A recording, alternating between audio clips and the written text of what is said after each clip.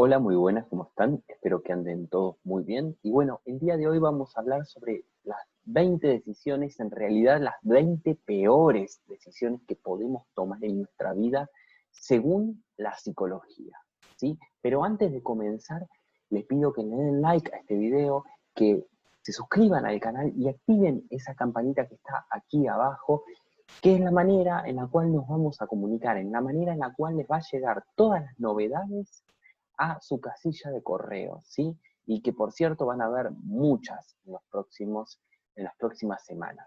Así que bueno, terminemos con el parloteo y comencemos con la psicología. Como les comentaba recién, vamos a hablar hoy sobre las 20 peores decisiones que podemos tomar según la psicología y también un poco según mi experiencia clínica. No es algo que haya sido tomado directamente de un libro, lo que vamos a hablar hoy, sino que lo que les voy a transmitir es un poco desde mi experiencia. Muchas de estas decisiones o estas malas decisiones fueron compiladas a partir de distintas corrientes de psicología y otras fueron a partir de observaciones que yo fui haciendo y de lecturas sobre filosofía. Así que bueno, terminemos con el parloteo y comencemos. Hoy me voy a apoyar en una pequeña captura de pantalla. Vamos a hacer aquí, vamos a compartir. Muy bien. Vamos a ver en pantalla completa, iniciar presentación. Muy bien, acá estamos. Aquí al costado me pueden ver. A ver si me puedo agrandar un poquito. Acá estamos. Las 20 peores decisiones que podés tomar según la psicología. Bien. La primera de ellas es la decisión de evitar algo por miedo. Bien.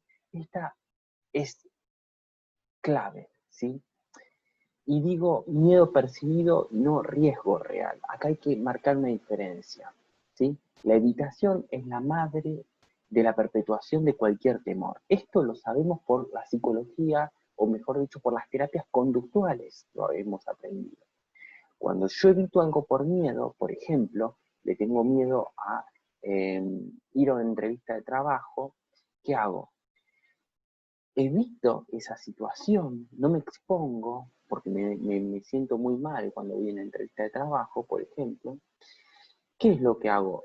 Perpetúo el temor, ¿sí? Como nunca confronto y no veo que la situación no sea tan grave, es decir, cuando uno confronta con el miedo, ¿qué es lo que pasa? Me doy cuenta de que la situación no es tan grave y automáticamente mi idea de que eso era peligroso cae, ¿sí? Y por lo tanto me desensibilizo, es decir, empiezo a dejar de percibir miedo, me acostumbro, como quien dice en el lenguaje criollo. Pero si yo no me expongo, no me acerco, no me arriesgo a la situación, bueno, evidentemente no voy a poder desconfirmar mi creencia de que estoy frente a algún riesgo. Por eso la mejor decisión que podemos tomar es enfrentar las cosas que nos dan miedo. Pero hablo de miedo y no riesgo real, ¿sí? Si por ejemplo yo digo, me da miedo subirme a un auto a 200 kilómetros por hora, eso no es un miedo percibido, eso es un riesgo real. Bien, es importante marcar esta diferencia. Riesgo y miedo percibido. Acá hablamos de miedo percibido, cosas que yo supongo que pueden ser, me generan miedo, pero que otras personas a lo mejor no y las realizan y no les pasa nada, como ir a una entrevista de trabajo, como por ejemplo declararse a otra persona, como por ejemplo emprender un proyecto, etcétera, etcétera. Bien, acá tenemos algunos ejemplos. Evitar ir a dar una charla por miedo y miedo a quedarme en blanco, ¿sí? Esto es muy típico de las personas que tienen ansiedad social, ¿sí? Es una mala decisión no ir. Aunque no me salga hermosa la charla, aunque no salga perfecta, es importante ir y darla, esa charla, realizarla, ¿bien? También puede ser decisiones basadas en que a otro no le funcionó, ¿sí? Sin evaluar mi propia situación. Muchas veces empezamos a evitar situaciones por miedo a lo que nos cuentan, ¿sí? Alguna persona me cuenta, yo fui a dar una charla y me quedé en blanco. Fui a dar una una charla para gente de mi trabajo y me quedé en blanco y no supe qué hacer. Bueno, entonces me lo cuenta y a mí me agarra miedo a tener que dar una charla, ¿sí? O por ejemplo, alguien dice, un amigo me puede decir, porque fui a hablar con una chica y me rechazó o me insultó.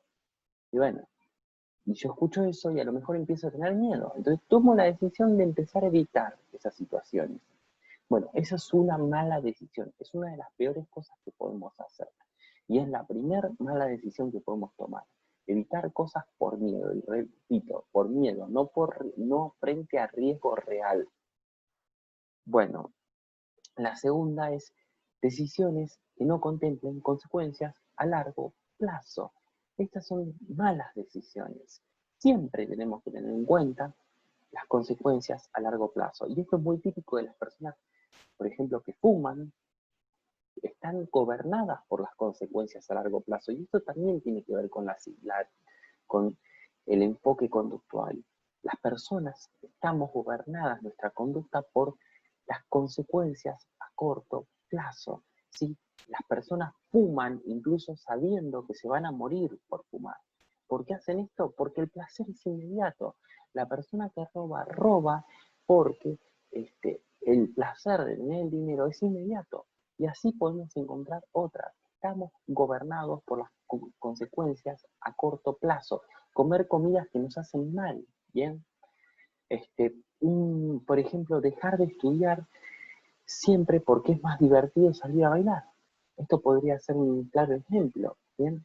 O meterme en crédito usurero para comprar algún capricho, ¿bien? Por ejemplo, para comprar una ropa costosa, ¿bien?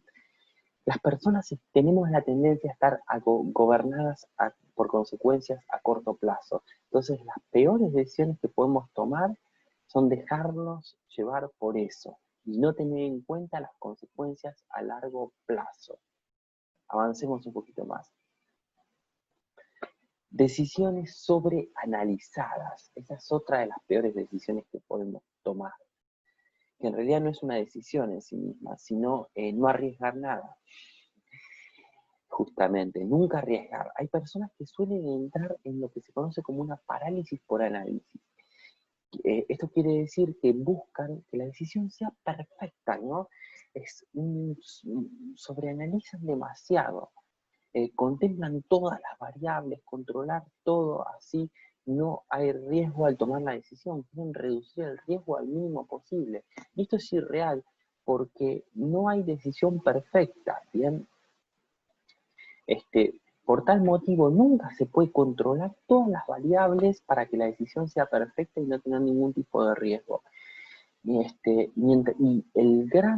La gran paradoja de esto es que mientras más pasa el tiempo, la persona nunca termina decidiendo. La persona este es típico de las personas perfeccionistas. Terminan sobreanalizando las decisiones y entran en parálisis por análisis. Entonces, a veces, pasado cierto tiempo, es bueno ponerle un plazo a la toma de decisiones. Avancemos un poquito más. El efecto contrario es las decisiones justamente muy apuradas. Tomar decisiones porque me apuran. Es un claro ejemplo de esto. Por miedo a perder la ocasión. Por ejemplo, me llaman de un call center, me llenan de información, me dicen, señor, le ofrecemos este plan de servicio de telefonía, es el mejor por esto y por lo otro, y usted está pagando tanto por mes, y si paga esto se ahorraría tanto, porque en realidad los números se cerrarían de esta manera.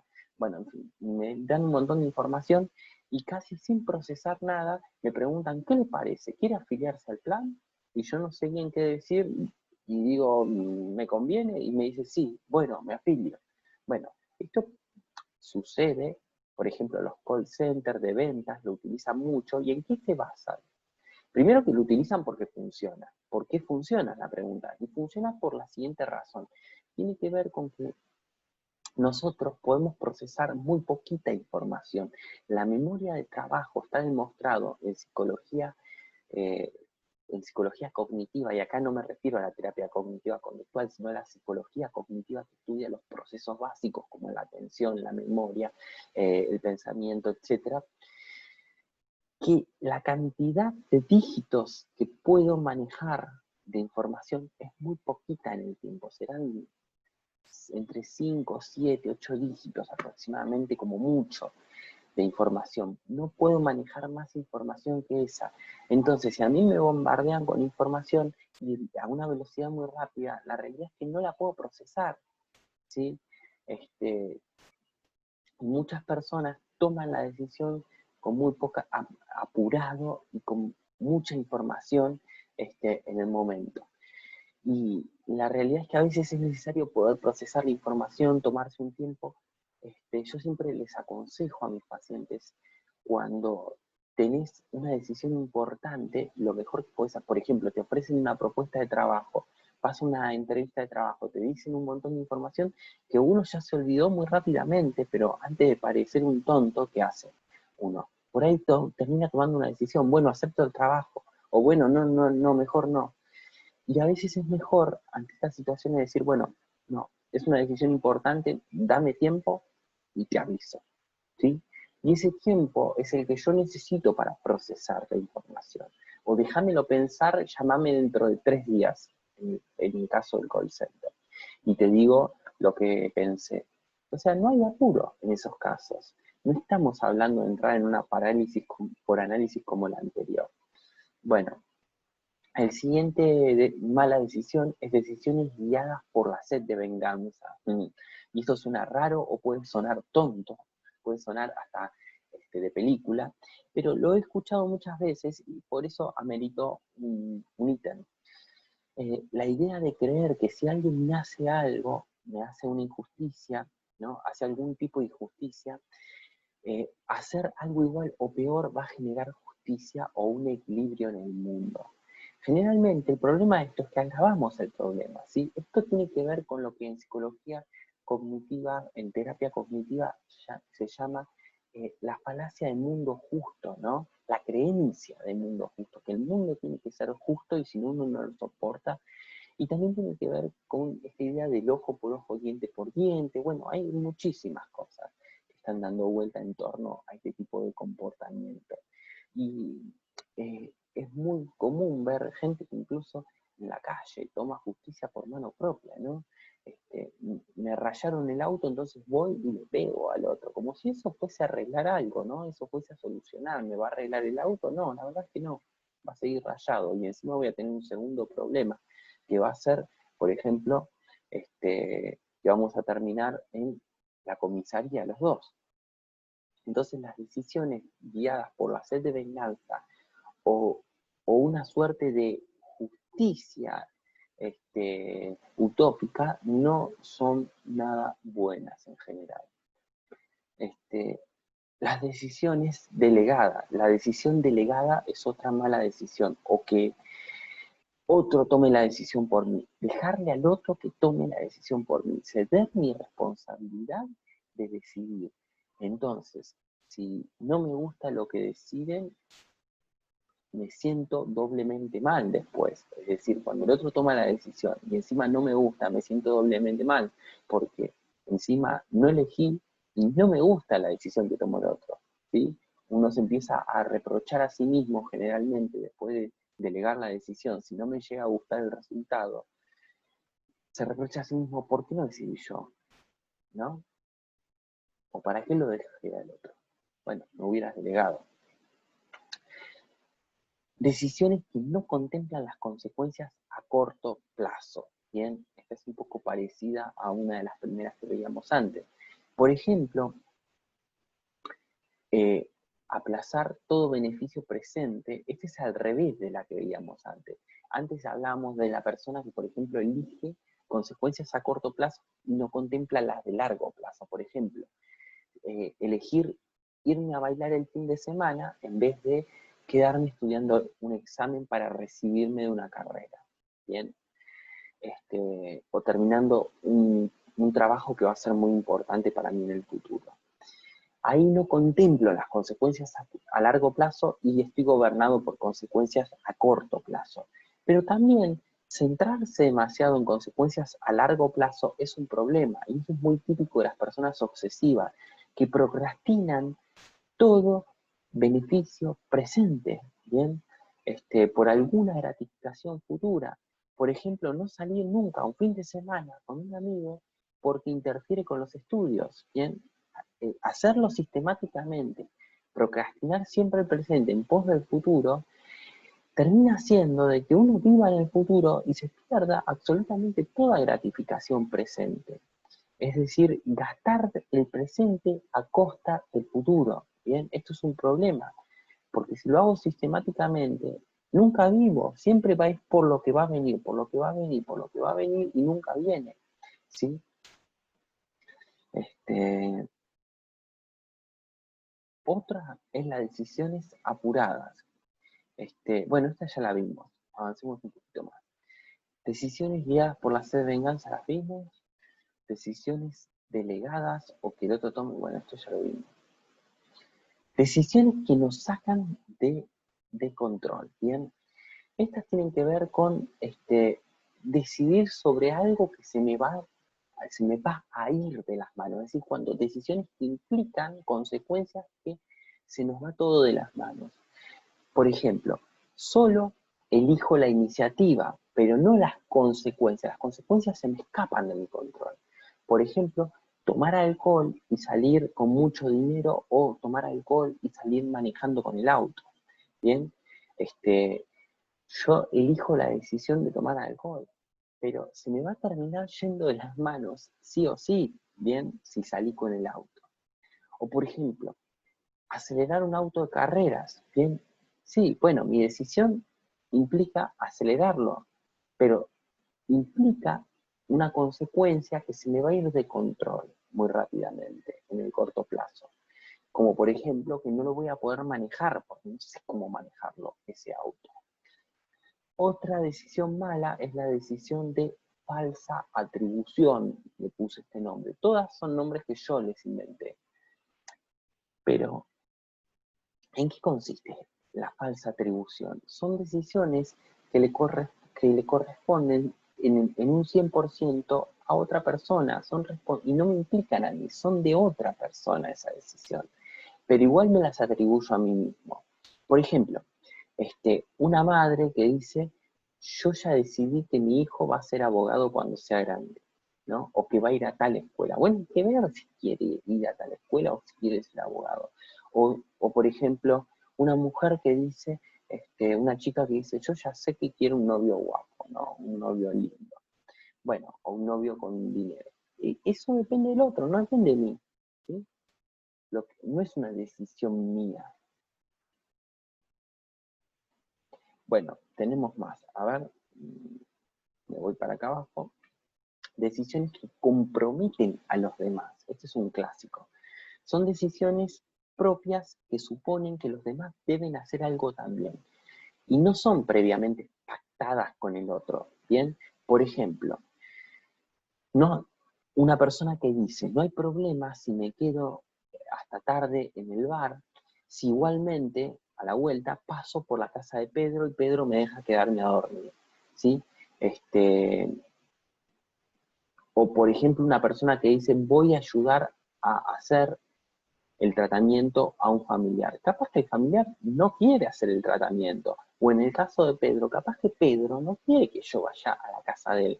Estoy contemplando tomar una decisión que implica y compromete a los demás, supone la decisión de un otro que no está presente y que lo estoy implicando en mi decisión. Eso es una mala decisión, ¿sí? Otro tipo de decisión, digamos, mala o mal tomada, son decisiones que no contemplan ni lo que va a pasar antes ni lo que pasa después, ni antecedentes ni consecuencias. Aquellas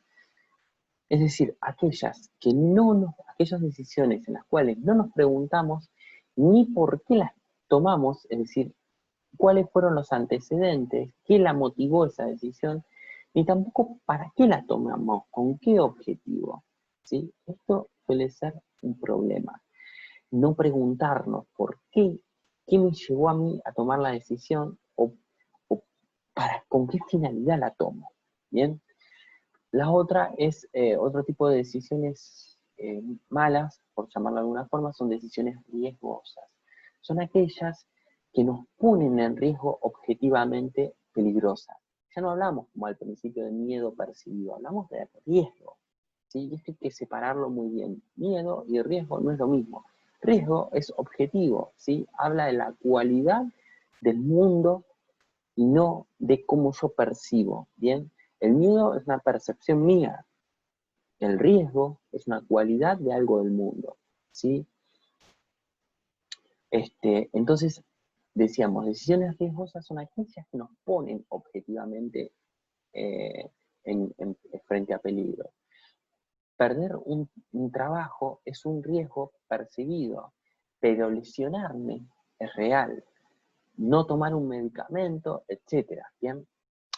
Ahí está la diferencia. Decisiones sin información, por ejemplo, con pocos datos.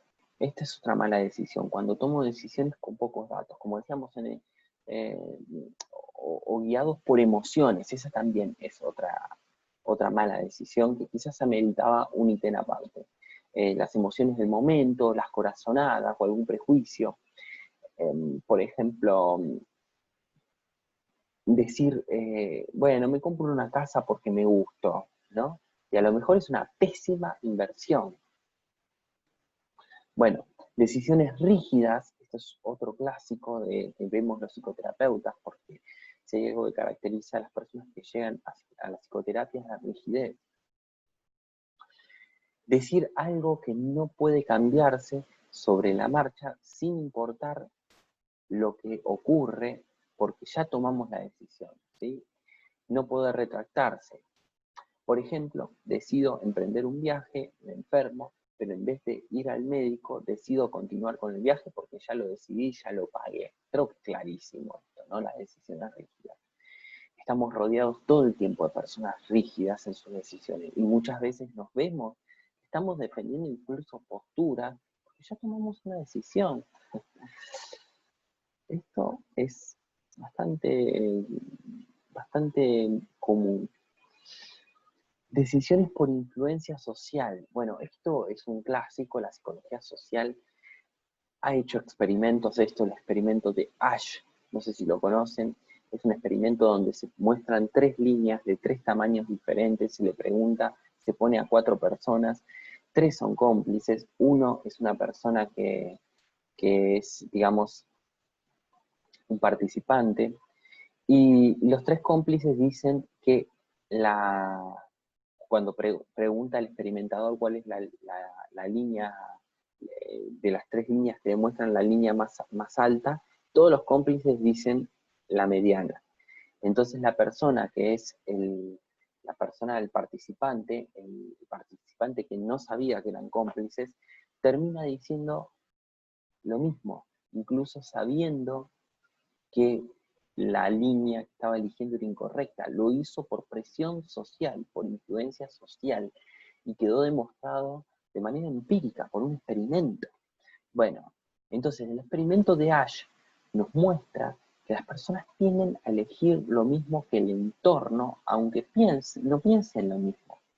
Ejemplo, todos mis compañeros del secundario o de la preparatoria deciden estudiar ingeniería, entonces cuando terminan, ¿no? Cuando terminan la preparatoria o la secundaria, entonces yo también me anoto, ¿sí? O por ejemplo, decidir por mandato familiar o por costumbre. Bueno, toda mi familia eligió lo mismo, entonces yo elijo lo mismo. Otras son las decisiones morales. Y acá no estamos hablando de ser inmoral, estamos hablando de que son aquellas que están basadas o fundamentadas en el simple hecho de que está bien o mal hacer esto o aquello, pero sin indicar claramente por qué, ¿sí? Medio como una moral por tradición, ese es el punto. No estamos hablando de la persona que dice, bueno, está bien o mal esto porque yo entiendo las consecuencias que tiene esta acción y demás, sino que desconozco el fundamento moral. Repito una moral por costumbre, pero no es lo mismo repetir y decir esto está bien o esto está mal porque culturalmente se hereda de esa manera, que entender el fundamento moral, por qué está bien o está mal. y muchas personas dicen, porque esto está bien o está mal, ¿no? Y hago esto porque es lo que está bien hacer, y nunca se plantean por qué está bien hacer eso, ¿sí? Esas decisiones no suelen ser de todo buenas, tampoco fundamentadas, ese es el punto. Decisiones encubiertas es otro ejemplo, son aquellas donde se adjudica la causa de mi decisión a otras personas, eh, es decir, me percibo a mí mismo como un efecto del comportamiento de los demás, desresponsabilizándome de mis acciones. Y esto es muy típico de las personas con características psicopáticas, aunque no exclusivamente, y acá vemos un ejemplo justamente de la psicopatía. Por ejemplo, el hombre golpeador que le dice a la mujer después de golpearla, mira lo que me haces hacer, ¿no? Bueno, es decir, es una decisión, pero la persona se desresponsabiliza. No hagan esto, eviten hacer este tipo de cosas, por favor. Este, Decisiones contradictorias, vamos a ver, cuando tomo dos decisiones o más que son opuestas entre sí, porque quiero alcanzar dos objetivos contradictorios e incompatibles. Esto es, uno puede decir, ¿es incoherente? Bueno, vamos a ver el ejemplo de que no es tan incoherente. Por ejemplo, decido casarme, tener una familia y comprar una casa, pero decido cambiar de trabajo por uno que tengo que viajar el 100% del tiempo, ¿sí? Esto, y está tomado de casos reales, ¿eh? Personas que tienen un proyecto, por un lado, de tener una casa, de tener hijos, de dedicarle tiempo a su familia, pero por otro lado están cerrando un negocio de trabajo que van a tener que viajar y estar todo el día fuera de la casa. Entonces, son ideas incompatibles entre sí. Son dos decisiones incompatibles. O por ejemplo, empezar el gimnasio para tener vida sana, pero comienzo a consumir esteroides porque me gusta verme grandote. Bueno, esto está tomado de la realidad. Es incompatible las dos ideas. Las personas pueden tener disociaciones en su cabeza con ideas que son incompatibles entre sí.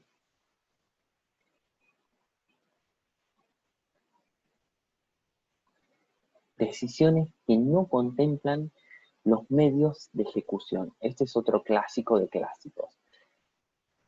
Elegir llevar a cabo una acción solo porque el resultado es conveniente. O sea, el resultado es bueno, puede ser conveniente, todo, pero sin contemplar cómo la voy a llevar a cabo. Por ejemplo, para ahorrar más dinero, para ahorrar dinero decido arreglar el auto yo mismo, ¿bien? Pero comienzo a desarmar el motor sin tener en cuenta que no tengo herramientas ni conocimiento suficiente. Ahí el resultado puede ser conveniente y puede ser coherente. Es obvio que si desarmo yo el auto y lo arreglo, me voy a ahorrar plata, necesito ahorrar plata y de esa forma es cierto, voy a ahorrar plata, pero no tengo en cuenta los medios para ejecutarlo. Los medios no los tengo, no cuento con esos medios para poder llevar a cabo toda esa acción. Entonces en la mitad me encuentro de que terminé generando un problema. Otra, la última, no necesitan explicaciones. Las decisiones tontas no necesitan de aclaración. Esta engloba, digamos, muchísimas decisiones. No todo explica la psicología. Simplemente a veces tomamos decisiones tontas. Lo último que les quiero dejar como reflexión es que la vida es una toma de decisiones constante. Todo el tiempo estamos tomando decisiones. Lo único que no podemos hacer es no decidir, porque no decidir es también una decisión. Seamos responsables con lo que hacemos, tratemos de repensar las decisiones que tomamos y tratemos de pensar todas estas cuestiones que les dije, para poder ser responsables de lo que hacemos, saber lo que hacemos, cómo lo hacemos y por qué lo hacemos, ¿sí? Así que les agradezco muchísimo por estar del otro lado. Denme un feedback de que les gustó el video, denle un buen like, compártanlo con aquellas personas que les pueda ser de utilidad y que lo puedan estar necesitando. Hagamos que este conocimiento circule. Suscríbanse al canal, es una forma de apoyar este tipo de contenidos y que continúen en el futuro. Aquí abajo lo van a poder hacer, se van a poder suscribir. Activen la campanita de notificaciones, que es la manera en que les van a llegar todos los avisos de nuevos videos a su correo electrónico para que lo puedan ver cuando ustedes prefieran. Así que bueno, les mando un saludo y muchas gracias por estar del otro lado.